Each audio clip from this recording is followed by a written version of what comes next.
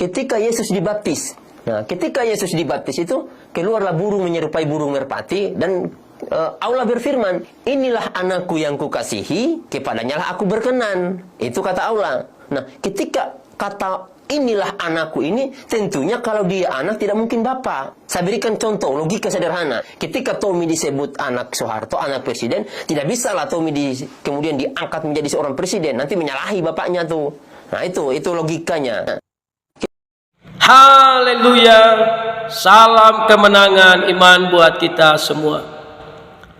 Baru saja kita menyaksikan sebuah video bagaimana seorang mu'alaf yang lagi belajar menjadi seorang penceramah. Karena saya percaya waktu dia masih Kristen ini, dia tidak mengerti firman dan mungkin juga tidak terlalu banyak baca firman. Sehingga ketika dia jadi mu'alaf, dia mulai belajar firman atau belajar isi Alkitab dengan menggunakan pola pikirnya sendiri dan membenarkan pola pikirnya sendiri. Karena dia menjelaskan tentang Tritunggal. Ketika Yesus baptis, Roh Kudus turun dalam rupa burung merpati dan ada suara dari sorga, inilah anakku yang kukasihi. Jadi dia ambil kesimpulan bahwa Yesus ini anak, berarti bukan bapa. Sehingga dia memberikan contoh, ketika Soeharto punya anak namanya Tommy, dia tetap anak. Tidak mungkin dia diangkat menjadi presiden. Itu akan menyalahi aturan. Saudara mu'alaf yang saya kasihi di dalam Yesus, Yesus berbeda dengan Tommy Soeharto. Karena Yesus itu datang dari sorga, firman yang telah jadi manusia. Jadi saya sering kasih contoh, matahari, cahaya matahari dan panas matahari. Dari mana kita tahu ada matahari? Karena ada cahaya matahari. Bagaimana kita bisa merasakan panasnya matahari? Karena ada cahaya matahari. Tidak ada matahari, tidak ada cahaya. Tidak ada cahaya, tidak ada panas matahari. 3 tapi 1. Dari mana kita tahu ada Allah yang hidup? Karena ada Yesus.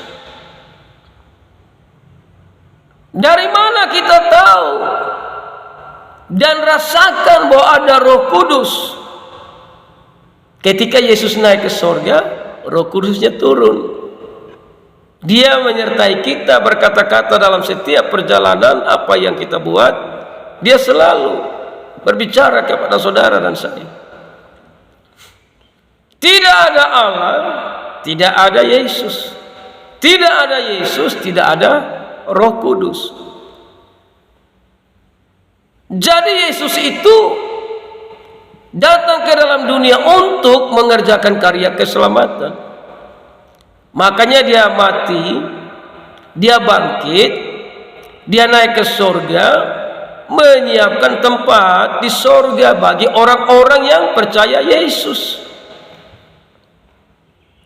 Jadi kalau saudara memberikan contoh tentang Tommy Soeharto, ya memang tidak sama. Itu logika saudara sendiri dan pemahaman saudara sendiri. Karena Alkitab berkata Yesus itu naik ke sorga menyiapkan tempat di sorga.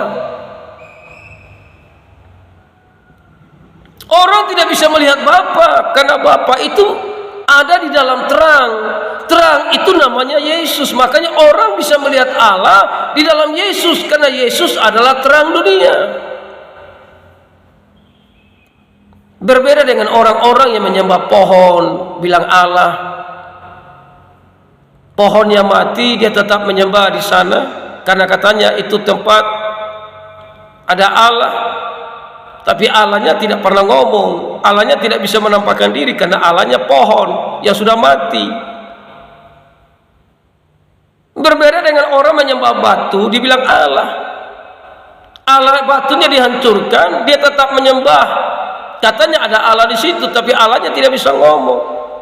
Allahnya tidak bisa menampakkan diri. Karena yang dia sembah itu batu. Dia sembah gunung. Dia sembah matahari, sembah apa atau apa, dia bilang Tuhan. Jadi beda saudara sama Allahnya orang Kristen. Allahnya orang Kristen itu Allah yang hidup, Allah yang maha kuasa, Allah yang tidak bisa dilihat, tapi Allah itu bisa menampakkan diri. Dalam perjanjian lama dia menampakkan diri kepada Abraham, menampakkan diri kepada Musa, kepada para nabi-nabi dan orang-orang yang dia kehendaki. Dia bisa menampakkan diri dalam bentuk malaikat Tuhan. Itu baru Allah yang maha kuasa. Sebab Allah yang tidak bisa menampakkan diri itu bukan Allah yang berkuasa. Jadi Allah itu mau berjumpa dengan manusia, dia bisa datang dengan cara yang ajaib. Kenapa mesti heran?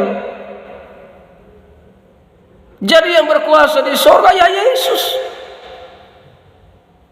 Beda dengan Tommy Soeharto, kan dia anak, dia manusia yang tak berdaya, tidak mungkin dia menggantikan papanya jadi presiden. Jadi logika saudara itu adalah pemahaman saudara sendiri, dan saudara membenarkan pola pikir saudara sendiri. Jadilah mu'alaf yang baik. Belajarlah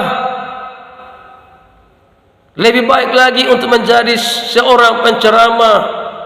Mungkin satu saat kau menjadi ustadz yang luar biasa, sesuai dengan agama barumu. Tapi kalau kau jadi mu'alaf dan otak-atik Alkitab, saudara membangun pola pikir saudara sendiri, akhirnya saudara sendiri yang menilai saudara sendiri, ya. Jadi marilah jadilah mu'alaf yang baik, belajar agama yang baik sesuai dengan pilihan saudara yang sekarang, supaya jangan menghina agama yang lain. Doa saya semoga Tuhan memberkatimu satu ketika. Jika Tuhan berkehendak, kembalilah ke jalan yang lurus yang sudah disediakan Tuhan, namanya Yesus Kristus. Haleluya, salam kemenangan iman.